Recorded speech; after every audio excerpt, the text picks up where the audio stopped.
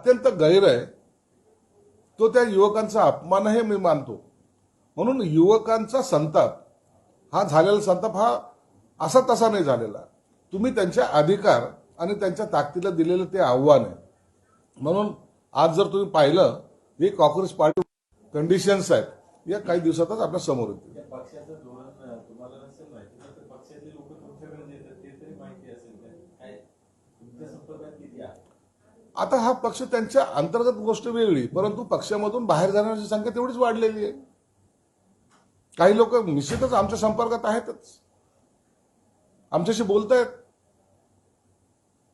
पक्षामध्ये आता नेतृत्व कोणत्या नेतृत्वाखाली काम करायचा हा प्रश्न काही लोकांना पडलेला आहे, हे नाकारता येत नाही. म्हणून त्यांच्या पक्षामध्ये काय घडतंय हे काही दिवसात, तेच सांगितलं की काही दिवसात कळेल. आणि एवढं मात्र निश्चित आहे की तिथं अलबेल नाही असं एकंदरीत चित्र आहे. पंतप्रधान नरेंद्र मोदी यांनी चॉकलेटचं पाकिट मेलोडी यांना दिलं, त्याच्यानंतर आता कुठेतरी राऊतांनी म्हणतात की हा भारतीयांचा अपमान आहे, असे रील बनवणार. त्याच्यानंतर त्याला तुम्ही एवढं सिरियसली घेऊ नका. काही वेळेला एखाद्याला जोक करणं किंवा हसवणं किंवा सहजगत्या बोलणं ह्या प्रकारातून झालेलं. त्या मेलोडीचा एवढा काही प्रचार झाला, ती मेलोडी राहिली वेगळीकडे, या चॉकलेटचा प्रचार झाला जास्त. आता प्रत्येक जण हातात तो मेलोडी घेऊन खात बसेल. म्हणून अशा गोष्टीला जास्त सिरियस घेऊ नये. जिल्ह्यामध्ये पेट्रोलची टंचाई निर्माण झाली आहे. शेती पिकासाठी मशागतीसाठी लोक तयारी लागले, मात्र डिझेल मिळत नसल्यामुळे शेतकरी अडचणीत. यावर मुख्यमंत्री साहेबांनी स्पष्टपणे सांगितले की काही लोक जाणून बुजून टंचाई निर्माण करण्याचा प्रयत्न करतायत. आपल्याकडे पेट्रोलचा डिझेलचा साठा आहे, एवढं निश्चित आहे. काय याच्यामुळं सर्वात जास्त जर पॅनिक कोणी होत असेल तर तो शेतकरी होतोय. शेतातले कामं करणं, त्याला आवश्यक असलेला डिझेलचा पुरवठा जर नाही झाला तर मग मशागत कशी करायची, पावसाच तोंडावर आहे, या सगळ्या अडचणीला तो समोर जातोय.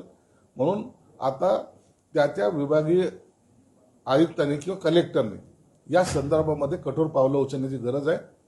प्रत्येक पेट्रोल पंपावर आपला एक देखरेख, आपला डोळा हा असला पाहिजे. सर्वसामान्य नागरिकाला याच्यापासून त्रास होणार नाही याची काळजी सर्व कलेक्टरनी घ्यावी, अशा सूचना गेल्याच कॅबिनेटमध्ये मुख्यमंत्री महोदयांनी सुद्धा दिलेल्या आहेत. पुरवठा असला तरी काही पेट्रोल पंप चालक जे त्यांचे नियमित मोठ्या वाहन आहेत त्यांना देण्यासाठी पेट्रोल ठेवलं जातं, आणि जे सर्वसामान्य वाहनधारक आहेत किंवा शेतकरी आहेत त्यांना दिलं जात नसलं. ग्रामीण भागामध्ये शेतीची कामं करून दिली नाही, म्हणून तो सांगतो ना, सगळ्यात जास्त फटका शेतकऱ्यांना बसतो. शेतकरी अडचणी देतोय. म्हणून ह्या अशा पेट्रोल पंप चालक जे असतील त्याच्यावर हा कलेक्टरांचा, मुळामध्ये कलेक्टरला ते अधिकार देण्यात आलेले आहेत. त्यांनी त्याच्यावर नजर ठेवून असे जर काही उद्योग होत असेल तर त्याच्यावर कारवाई सुद्धा केली पाहिजे. सर, काल जे राष्ट्रवादी शरद पवार गटाने एक आवाहन केले की शेतकऱ्यांसाठी पेट्रोल राखीव ठेवा, नाही तर आम्ही एकही सरकारी गाडी ठेवू देणार नाही. असं बोलण्यापेक्षा त्यांना सरकारला सहकार्य कशी करायचं ही भूमिका त्यांची असली पाहिजे.